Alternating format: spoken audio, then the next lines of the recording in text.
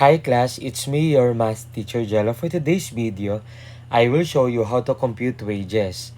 Wage, as previously defined, is calculated on the number of hours rendered or the output or quantity produced by the workers.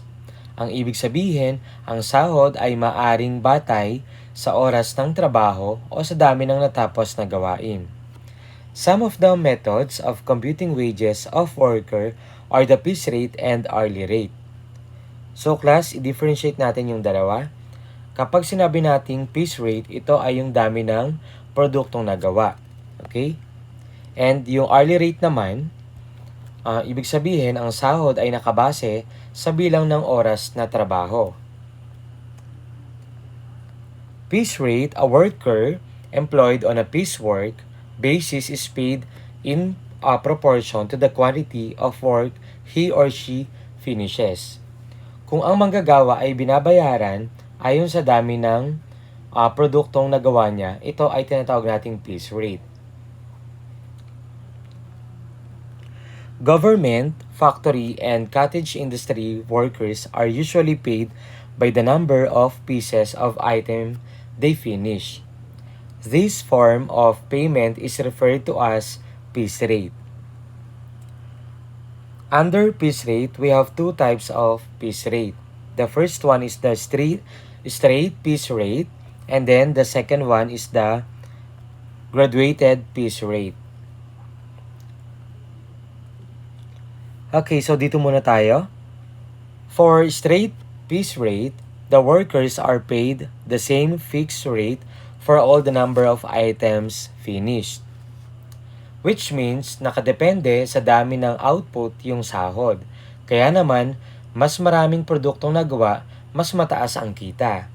And the formula is calculated by gross pay is equal to rate times the quantity. Or, in symbol, we can use this symbol, GP equals R times Q. Let's have examples. Letter A, Mr. Popoy Abad, who works as a tailor, is paid 180 pesos per pair of pants sewed. In a certain week, he sewed 30 pairs of pants. Find his gross pay for the week. So, given natin dito class, mag-solution tayo. So, mahalaga, i-state natin or isulat natin yung given. So, ang ating R dito, o yung rate na tinatawag, is equal to 180 pesos. So, ito yung per pair of pants. And then, yung Q natin dito, class, ay 30 pairs. Okay. Ito yung Q natin, o yung quantity or dami, no? So, 30 yan. And then, using the formula above, GP is equal to R times Q, wherein gross pay is equal to rate times quantity. GP equals R times Q. Since sinahanap natin yung gross pay for the week ni Mr. Abad, we can substitute the given. Our R here is 180 pesos.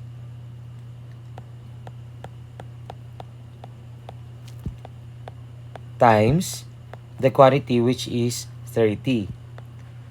So guys, kapag minultiply natin to, we come up with, very good, 5,400 pesos. Since we're dealing with money class, dapat ilalagay natin yung peso symbol or peso sign. Huwag kakalimutan. Okay? So be mindful about it. So thus, Mr. Popoy Abad's gross pay for the week is 5,400 pesos. Okay, naintindihan ba? Now, let's answer letter B example. A worker receives a gross pay of 5,075 pesos for a certain week. If he paid on a piece rate of 145 pesos for each revolving chair he assembles, how many chairs did he assemble for the week? So, ang given natin dito, class, so solution.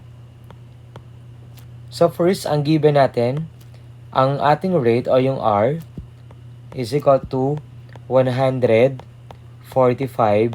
pesos. Ito yung per chair assembled. Okay? And then, another given which is very good gross pay or GP. So that is equal to 5,075 pesos for the week to, guys.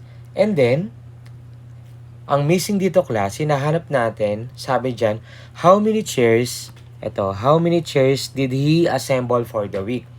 Ibig sabihin, nawawala yung dami or yung quantity. Very good. So, Q is missing. So, guys, doon sa formula natin, pwede tayong mag-generate ng another formula or mag-derive ng another formula. Pero, ang gagawin ko dito, isa-substitute ko lang sa original formula natin. Wherein, we have GP is equal to R times Q. So, class, kung saan kayo mas nadadalian, yun ang gawin nyo. Okay? Kahit hindi kayo mag-derive. So, dito, ang GP natin, since one of the given ay gross pay, by substitution, we have 5,075 pesos is equal to, your R is 145 pesos. And then, times the quantity or missing, that is unknown. And then, the next thing to do, i-divide natin to, class, sa very good 145 pesos. No?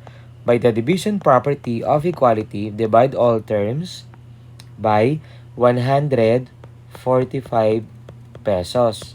Hindi natin pwedeng i-divide by Q kasi nga Q is missing. Siya yung nawawala.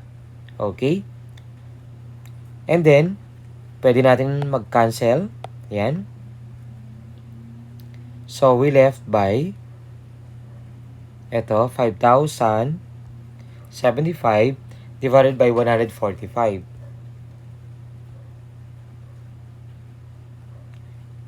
So, guys, dito, pwede tayong mag-calculator. Pag dinivide natin yan, 5,075 divided by 145, that is equal to, very good, 35. So, 35 is equal to Q. It doesn't matter kung yung variable natin ay nasa left or right hand side. For as long as tama yung magiging sagot natin. So, dito, since ang hinahanap natin yung quantity o yung dami, so, our value ng Q is 35 or yung quantity. So, therefore, there are 35 chairs assembled for the week. Okay?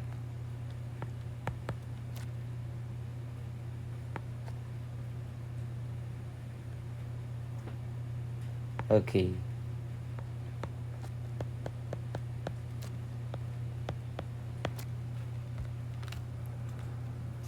Gets? Okay, ganun lang kasimple.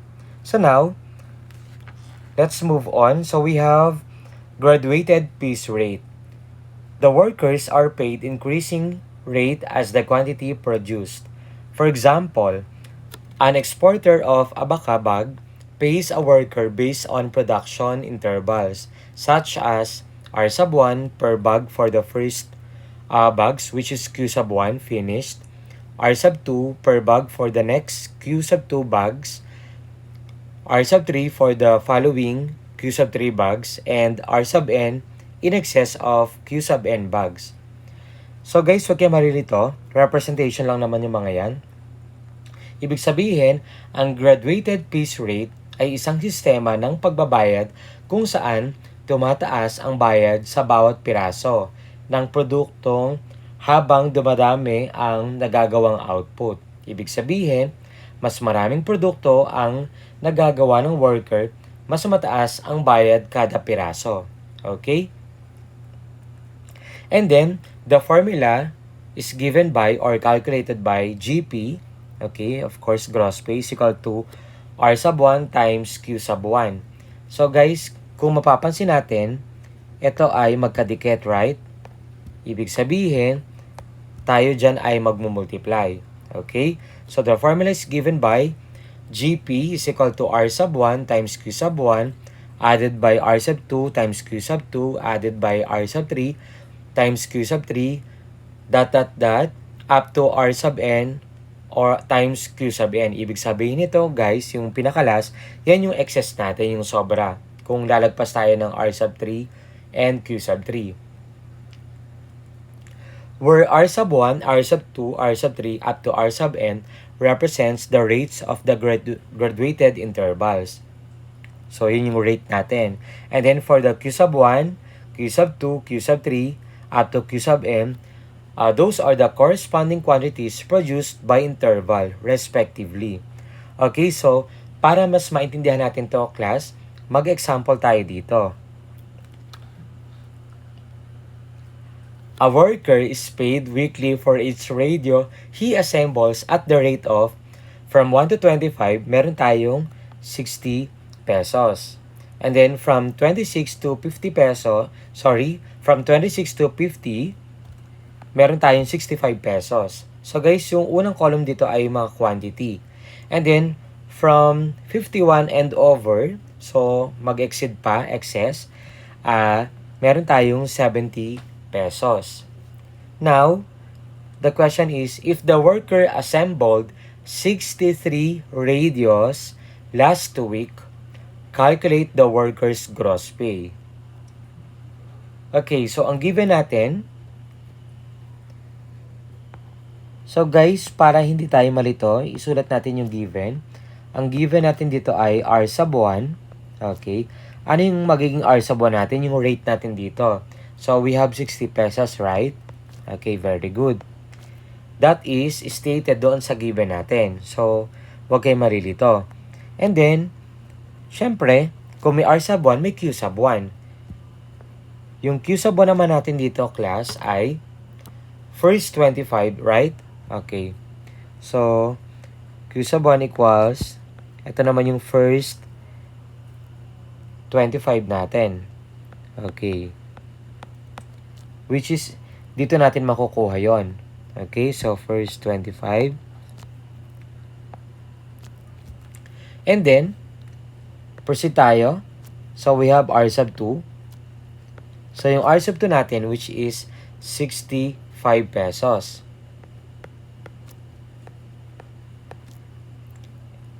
And of course, we have Q sub 2. So that is the next 25 items, right? Or quantity. So, we have next 25 quantity. And then, R sub 3, we have, very good, 70 pesos. And of course, ang corresponding naman niya ay Q sub 3. So, dito guys, i-analyze natin yung problem. Huwag kayo marilito. If the worker assembled 63 radios last week, calculate the worker's gross pay. So, class dito, from 51, okay, since 63 ang hinahanap, from 51 to 63, so we have 13, right? Okay. So, 13 dito na quantity. Of course, included yung 51. Kaya 51 up to 63. So, we have 13. And then, that's the time na pwede na tayo mag-substitute sa ating formula. So, the formula is given by yung kanina. Okay, ito yung class. Ayan. So, R sub 1 times Q sub 1 up to R sub n times Q sub n. Para hindi rin tayo malito class, pwede natin i-grupo to. Okay. So, R sub 1 times Q sub 1. Kapag magkadikit sila, ibig sabihin multiplication. So, close plus R sub 2 times Q sub 2 plus R sub 3 times Q sub 3. And then, that's the time na magsasubstitute na tayo dito or plug in natin yung mga values. Yung R sub 1 natin, so that is 60 pesos, right?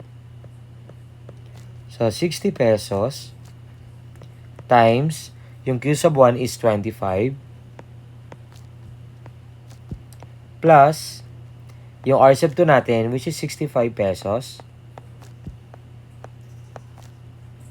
times, of course, same, 25.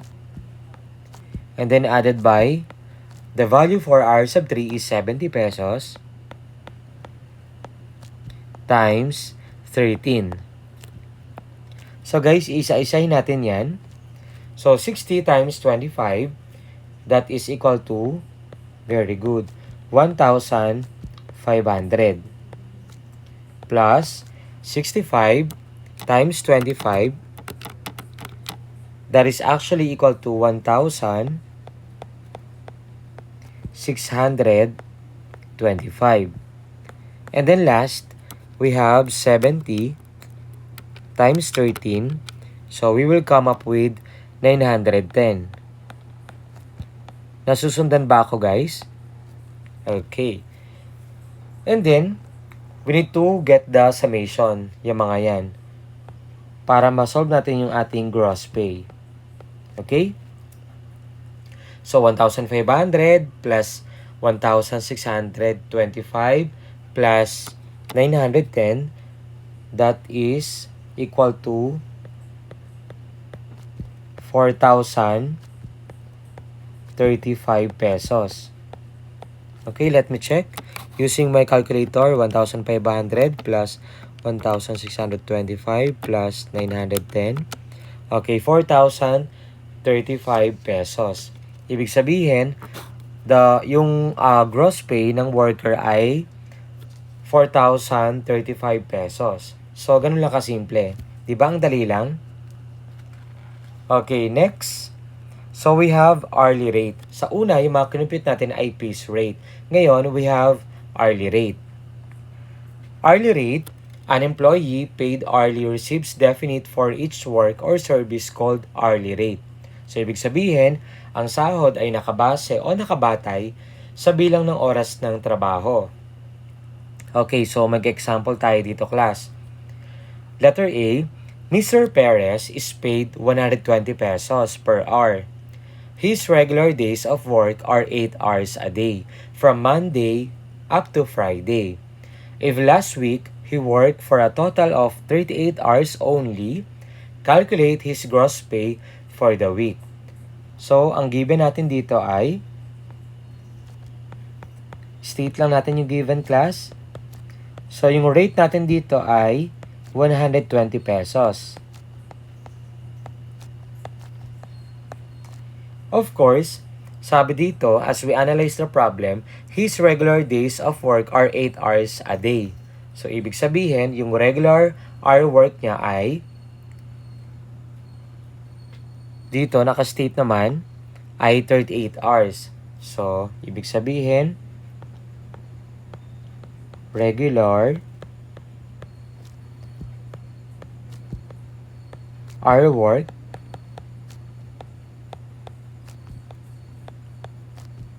equals 38 hours. Okay. And then, para ma-solve natin, or to calculate his gross pay for the week, very good. The next thing to do ay imumultiply naman natin yan. So, we simply, our formula is regular pay is equal to hourly rate times number of regular hour work. Okay, so, ibig sabihin, so, regular, sulat ko, regular pay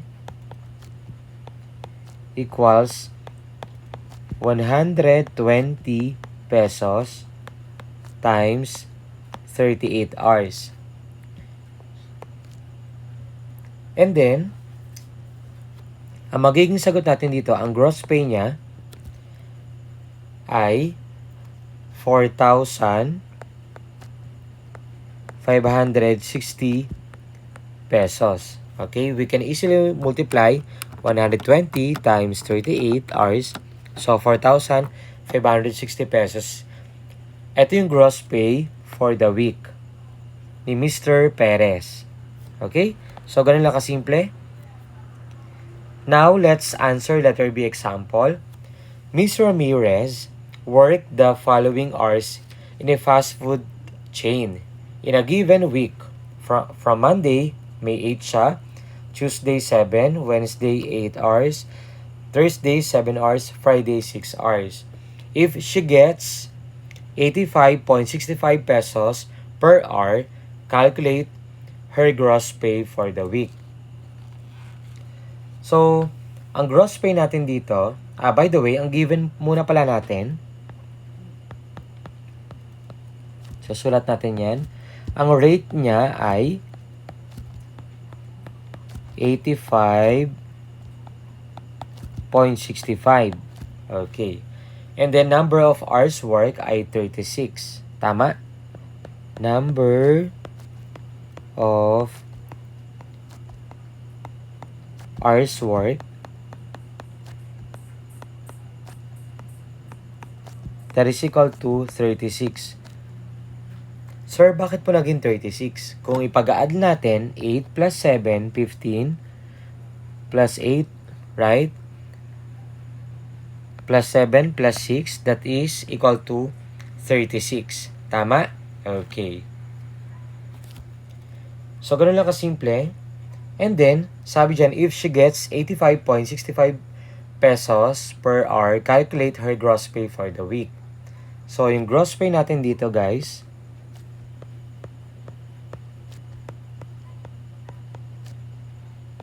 is equal to rate times number of hours worked. Sorry.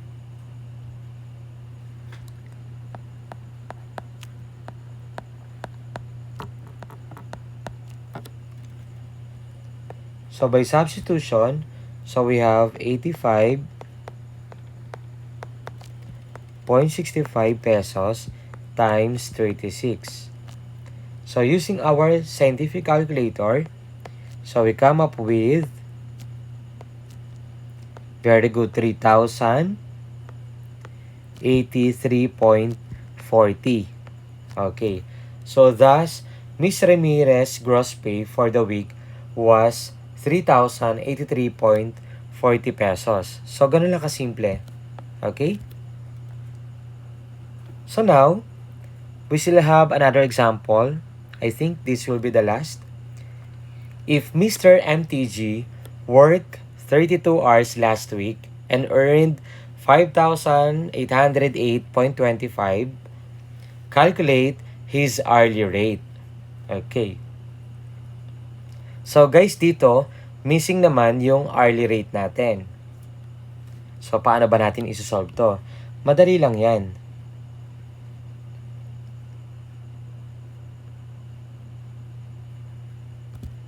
Okay, so lagay ako ng space.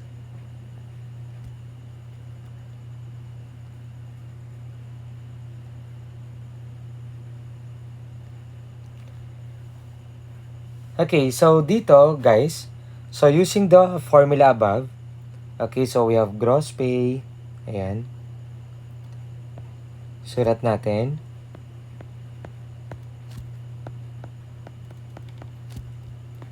equals hourly rate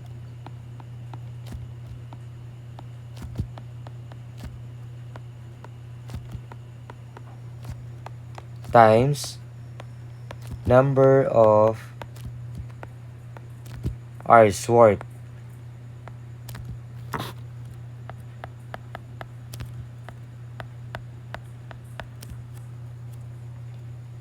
by substitution, kung i-analyze natin yung problem, so given yung ating gross pay, right? So, 5,808.25 equals hourly rate that is missing.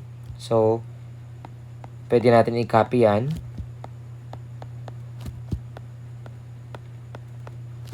Times number of hours work, which is 32. Okay? And then, the next thing to do, since hinahanap natin yung hourly rate natin, divide all terms by, very good, by 32. Again, pwede tayong mag-generate or mag-derive ng another formula. So, pwede tayong mag-cancel out dito, guys. So, ito, cancel natin yan.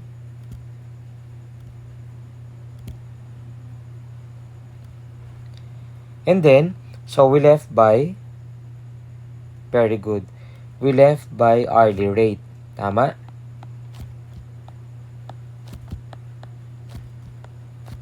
Since ito yung hinahanap natin. So, 5,000, let me use calculator. 5,808.25 divided by 32. That is equal to 181.5078. So, round your answer up to 2 decimal places. So, 181.51. Okay, ibig sabihin, yung hourly rate ni Mr. MTG ay 181.51 pesos. Okay, so ganun lang kasimple. Kung meron kayo natutunan sa video ito, kindly like and share. Thank you for watching. Follow for more.